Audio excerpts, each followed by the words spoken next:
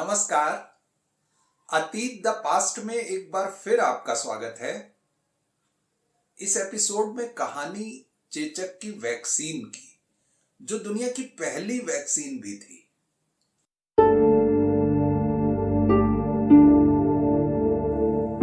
भारत का टीका जब यूरोप पहुंचा तो वहां उसे नाम दिया गया इनॉकुलेशन। अब ये जो इनॉकुलेशन है, ये चिकित्सा प्रणाली का कोई शब्द नहीं है, ये बागवानी का शब्द है।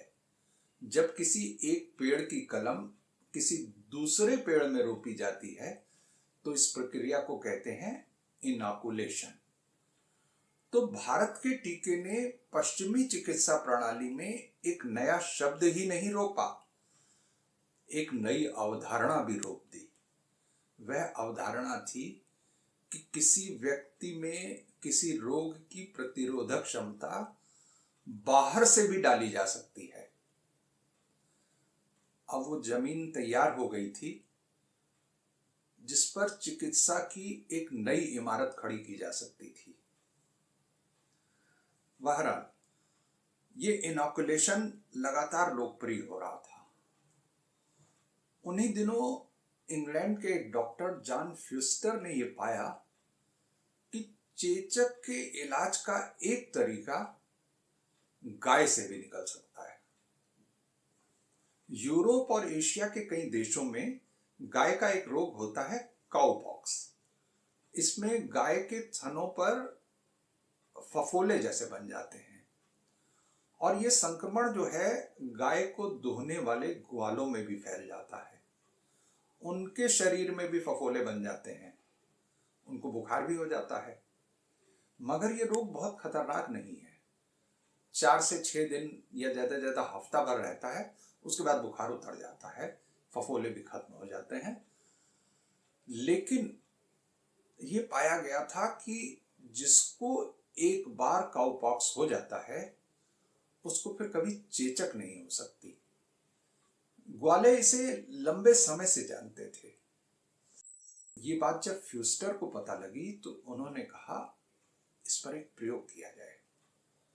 उन्होंने एक वॉलंटियर लिया, इन फफोलों से उस वॉलंटियर को संक्रमित किया, उसे भी काउपॉक्स हो गई, उसके शरीर पर, उसकी त्वचा पर फफोले पड़े, उसको बुखार हुआ और उसके बाद वो ठीक हो गया।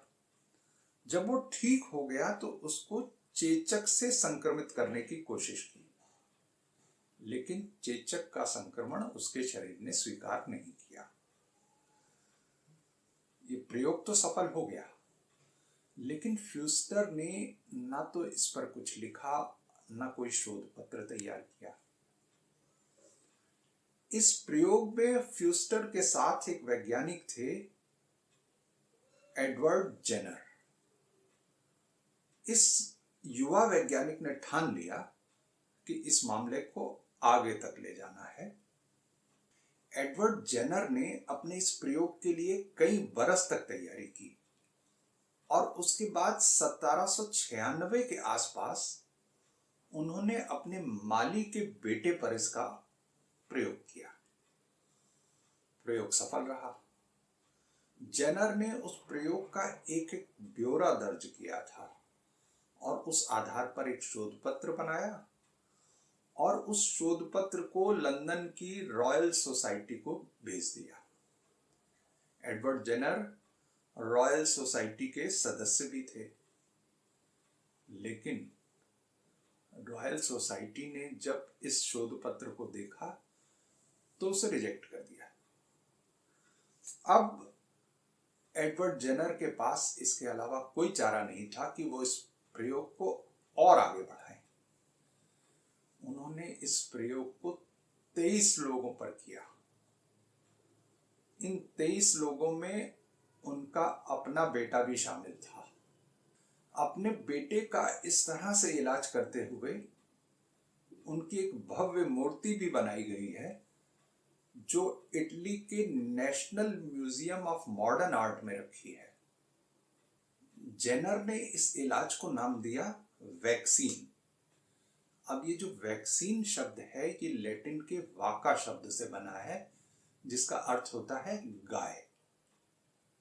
हालांकि जेनर ये समझ चुके थे कि अगर इस इलाज को विस्तार देना है तो उसे काउ पॉक्स की मजबूरी से मुक्ति दिलानी होगी, क्योंकि हर बार ये मुमकिन नहीं है कि किसी का इलाज करना है तो काउ पॉक्स का रोगी ढूंढा जाए। उन्होंने इसका एक तरीका निकाला। उन्होंने पाया कि जिसको वैक्सीन दी जा चुकी है, अगर उसकी लसिका ग्रंथियों का द्रव दूसरे व्यक्ति को इंजेक्ट किया जाए तो यह द्रव भी वैक्सीन का ही काम करता है। इसके बाद चेचक का इलाज और आसान हो गया। यानी इसका अर्थ यह हुआ कि चेचक एक व्यक्ति से दूसरे व्यक्ति तक जिस तरह से फैलती है, उसी तरह से वैक्सीन भी एक व्यक्ति से दूसरे व्यक्ति तक पहुंचाई जा सकती है। और इसके पहले की रॉयल सोसाइटी उनकी इस उपलब्धि को, उनके शोध को स्वीकार करती, वे पूरे इंग्लैंड में, पूरे यूरोप में बहुत लोकप्रिय हो चुके थे और वो वैक्सीन के आविष्कारक भी माने जाने लग गए थे। लेकिन क्या जेनर सचमुच वैक्सीन के आविष्कारक थे?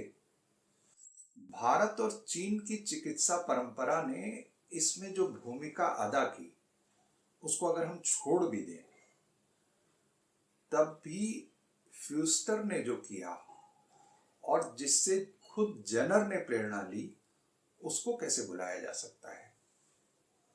लेकिन विज्ञान में एक कहावत है कि किसी भी आविष्कार का सेहरा उसके सर नहीं बनता जिसने उसकी खोज की है, बल्कि उसके सर बनता है जो दुनिया के सामने उसे प्रमाणित करने में सफल हो जाता है। जेनर अपने शोध पत्रों से, अपनी लगातार कोशिशों से इसे प्रमाणित करने में सफल रहे। लेकिन जेनर को एक बात का श्रेय तो देना ही होगा।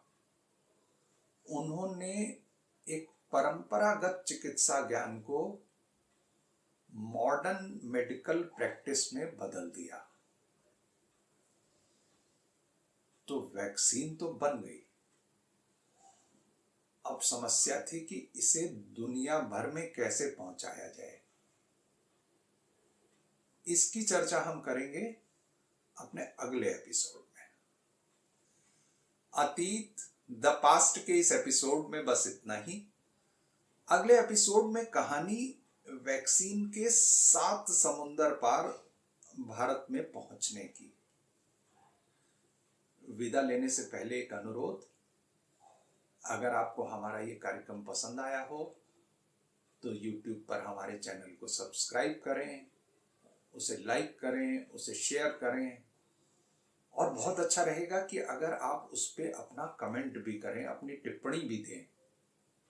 इसी तरह से हमारा फेसबुक पेज है, आप उसे भी लाइक कर सकते हैं, वहां भी आप अपनी टिप्पणी दे सकते हैं। आपसे अगली मुलाकात बहुत जल्द होगी। तब तक के लिए नमस्कार।